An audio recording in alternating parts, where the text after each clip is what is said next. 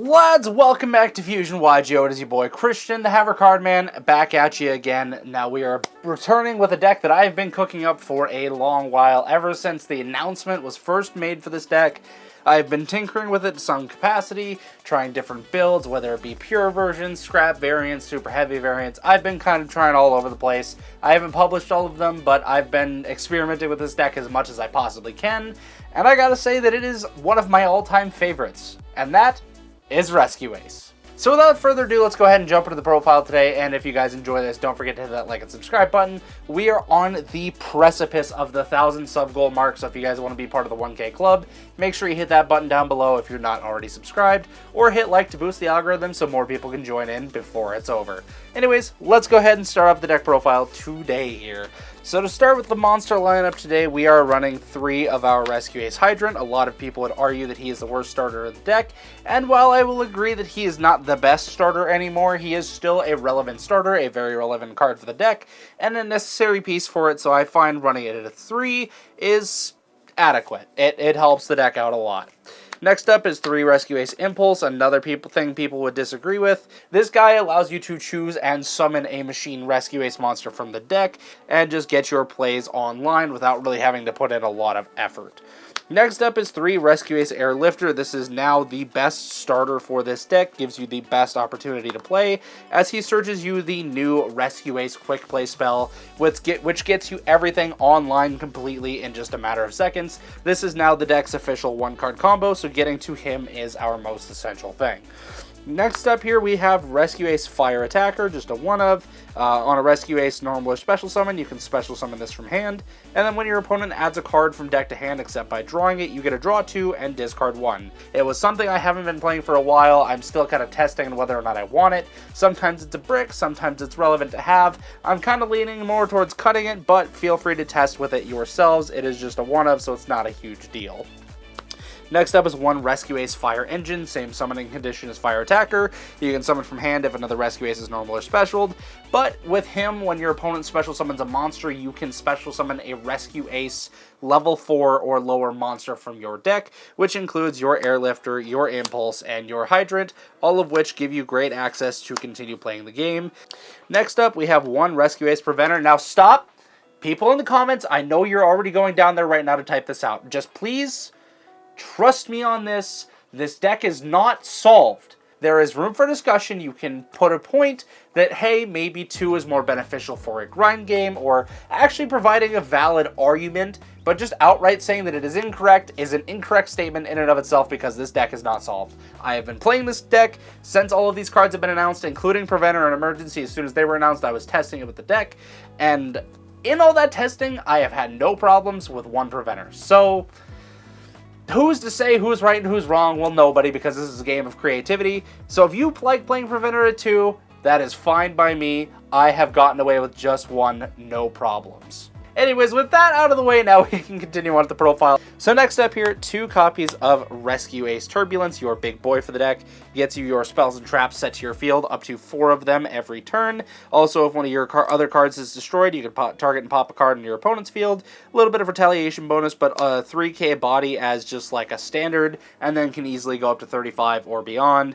He is just a powerhouse, and Turbulence is just insane. Also, being able to banish 2 Rescue Ace cards from your graveyard to summon himself is a really nice condition. Preventer, you can banish 1 to summon himself, in case I didn't mention that. And Preventer is also a Book of Moon if you have another Rescue Ace monster on the field.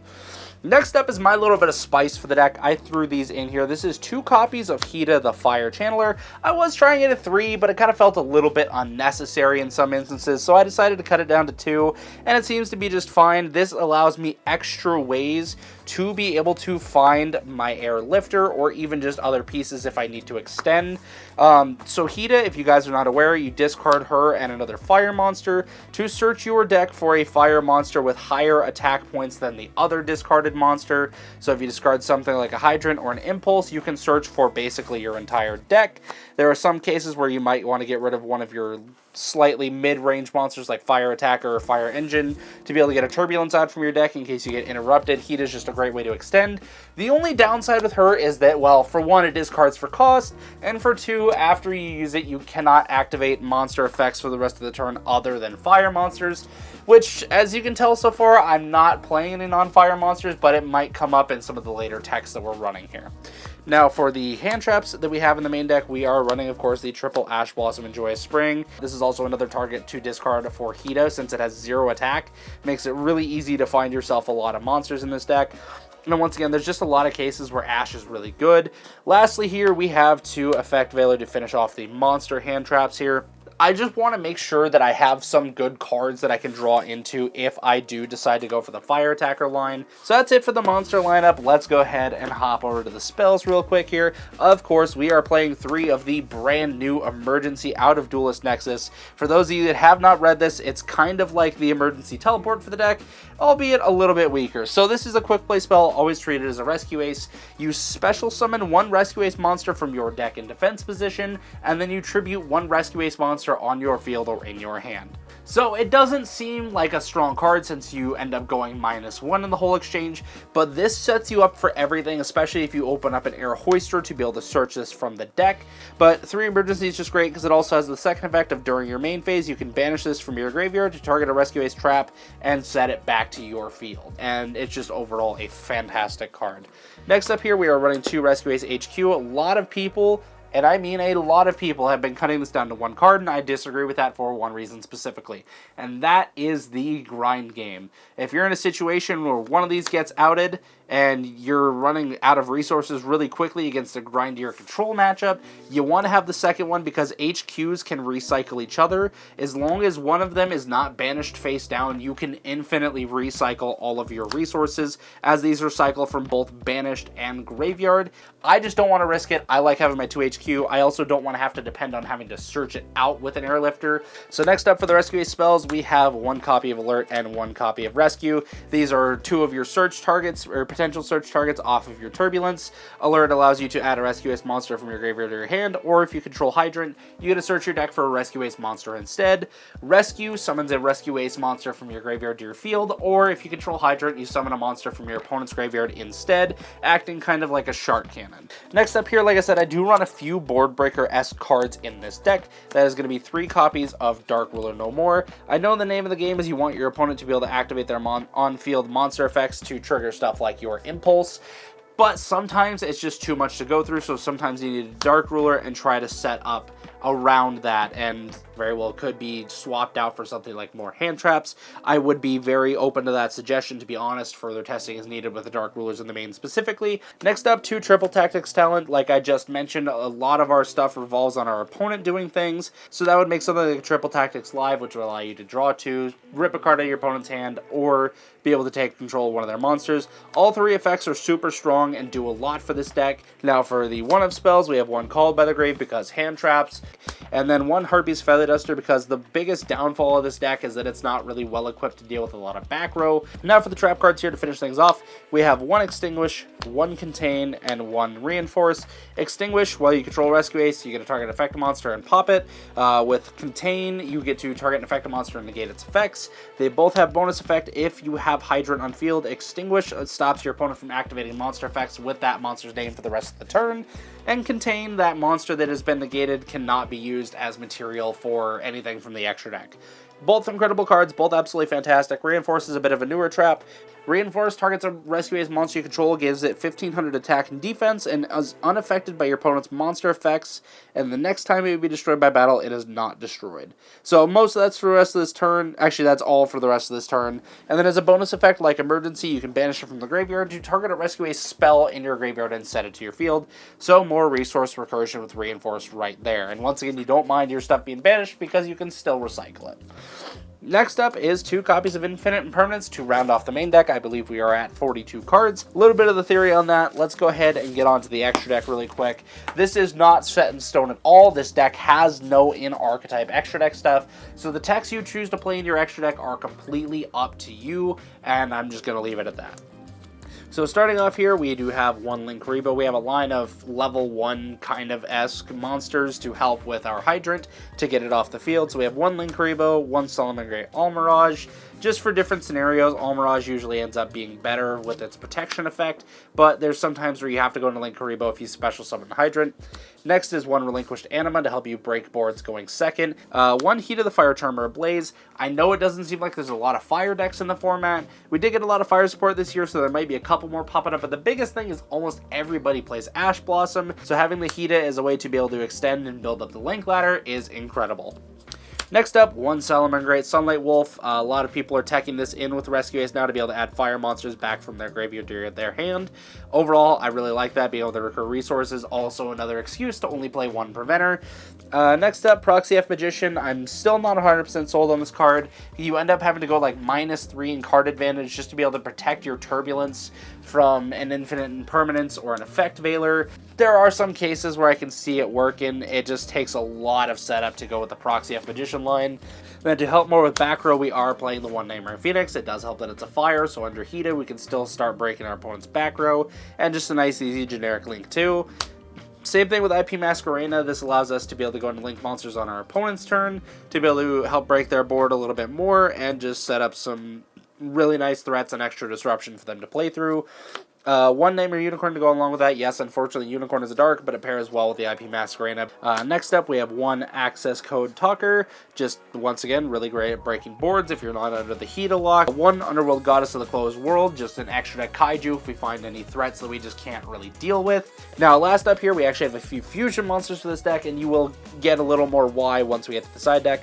First up here is a Mud Dragon of the Swamp. This is for the Proxy F line that people are doing. Once again, it just feels pretty neg because you need to put 2 monsters into Proxy F and then a third one into actually fusing for Mud Dragon, and then you have to make your Turbulence, which, like I said, it just feels like a lot. So next up here we have one Garura Wings of Resonant Life, and lastly we have a Starving Venom Fusion Dragon. This one's kind of like a flex spot. If you don't want the Starving Venom, you don't have to play it, you can cut it out. But this is what I'm working with, and so far it's been pretty good once again. So let's go ahead and get into the side deck here to finish off the profile today. So starting off here, we are playing 2 copies of Ghost Mortar and Moonlit Chill. Basically extra copies of our Effect Veiler and Infinite Impermanence. We're not really seeing a whole lot of flu in the format right now, so this will affect just about every deck, and it can help us win in time, or at least put our opponent in a suboptimal position if they're playing around time rules. So overall, a pretty solid card, but we really only need it going game 3. Next up to Ghost Bell and Haunted Mansion. This probably isn't like the strongest hand trap of the format right now, but I do find a lot of instances where this can come up and it can be effective. Next up here, 2 Jizakura, the Star Destroying Kaiju. It's just the only Kaiju I had on hand. If I had other options, I'd play those instead. Like if I had Gamma Seals, I'd probably play those. I just had 2 Jizakuras. The biggest point is just having a couple of Kaijus. Next up here, we are playing Triple Crossout Designator. This is the biggest reason that I don't really care for the Proxy F play too much, because it just requires so much setup when you can just play something like Crossout Designator, albeit this isn't as consistent as a Proxy F setup sometimes, but this does help you answer things a lot better. You can leave these in the side and just leave a lot more of your power cards in the main deck so you can just play as much as possible. Next up here, this is kind of an odd choice, and I know a lot of people probably disagree with this, especially this format, but I am trying out Triple Super Polymerization, as you could tell by the extra deck, most likely. I just like this card because players can't respond to it. It sucks up 2 materials off of my opponent's board. It does a lot, and it's just hard for me to dismiss it. There could be arguments made for it. If somebody gives me a better point or a better option to run instead, I would be more than happy to hear it. And next up here, we have 3 copies of Evenly Matched, because once again, we struggle with back row. That is probably about the only thing I would change about this side deck, is swapping out 2 of these cards, like maybe the 2 Ghost Mortar or the 2 Ghost Bell for the 2 copies of Lightning Storm that are currently legal. I do have them, I'm not 100% sure on them, because Lightning Storm is such a hard card to play in a deck like Rescue Ace, depending on how you play, because you can play a lot on your opponent's turn even when you're going second.